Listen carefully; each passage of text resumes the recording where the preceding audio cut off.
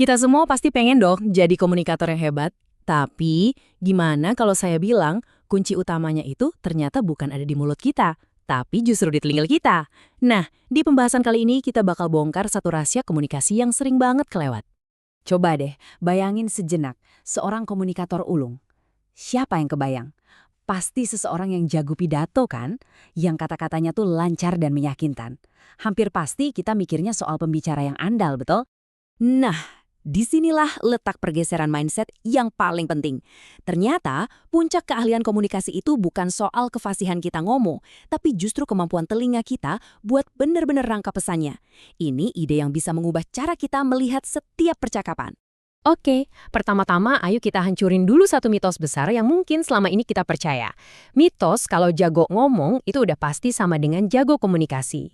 Kenyataannya, banyak banget miskomunikasi bahkan di situasi krusial kayak di apotek, itu terjadi bukan karena informasinya yang salah, tapi karena keluhan si pasien nggak didengerin sampai tuntas. Pesan sekeren apapun jadi percuma kalau penerimanya nggak siap dengerin baik-baik.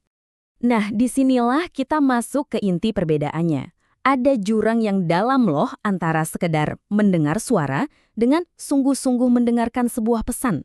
Ini dua hal yang sama sekali beda. Lihat deh perbandingannya. Mendengar itu otomatis, pasif. Terjadi begitu aja sama kayak jantung kita berdetak.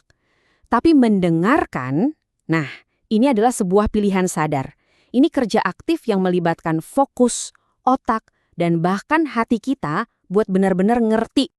Dan ini tuh bukan cuma teori loh, konsekuensinya nyata banget. Tahun 2021, WHO secara spesifik ngasih peringatan kalau kegagalan tenaga kesehatan buat mendengarkan secara aktif itu bisa membahayakan nyawa pasien. Serius itu, taruhannya segede itu. Kalau masalahnya adalah mendengar secara pasif, ya solusinya udah jelas, mendengarkan secara aktif. Atau yang kerennya disebut active listening. Inilah skill yang jadi jawaban dari semuanya. Jadi, apa sih active listening itu? Sederhananya, ini adalah seni ngasih seluruh perhatian kita ke lawan bicara. Bukan cuma dengerin kata-katanya, tapi juga berusaha nangkap emosi di baliknya. Terus, yang penting kita konfirmasi lagi pemahaman kita, biar nggak ada yang meleset. Ada 3 fondasi utamanya. Pertama, perhatian penuh.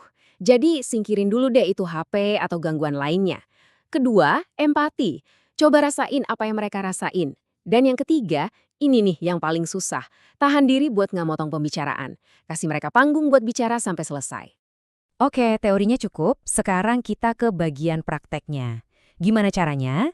Ada 2 teknik jitu yang bisa langsung kita latih supaya kita jadi pendengar yang jauh lebih baik. Teknik pertama namanya parafrase. Ini simple banget. Kita ulangi lagi apa yang barusan mereka bilang, tapi pakai kalimat kita sendiri. Tujuannya cuma satu, buat ngecek pemahaman. Oke, jadi kalau saya nggak salah tangkap, maksudnya begini ya. Nah, ini contoh yang pas banget dalam konteks formasi. Si apoteker nggak langsung ngejudge atau kasih solusi. Dia cuma mastiin pemahamannya benar. Satu kalimat sederhana ini bisa langsung membangun kepercayaan dan nunjukin kalau dia peduli. Teknik kedua ini lebih dalam lagi, namanya refleksi perasaan.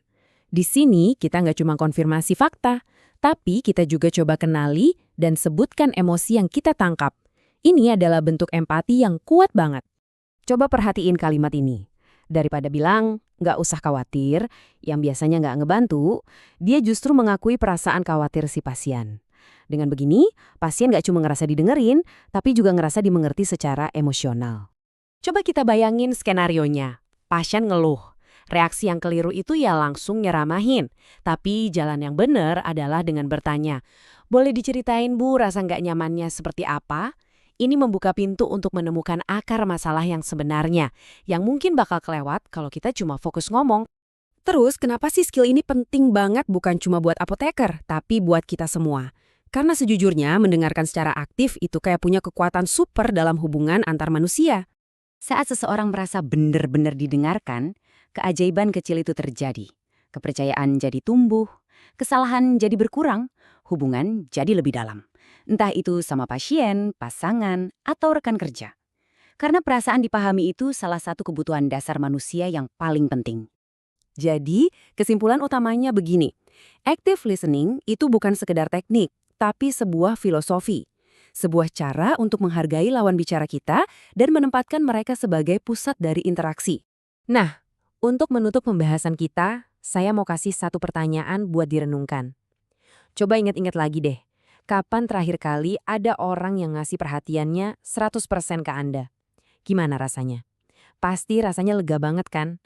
Dan itulah kekuatan yang bisa kita berikan ke orang lain setiap hari, hanya dengan memilih untuk benar-benar mendengarkan.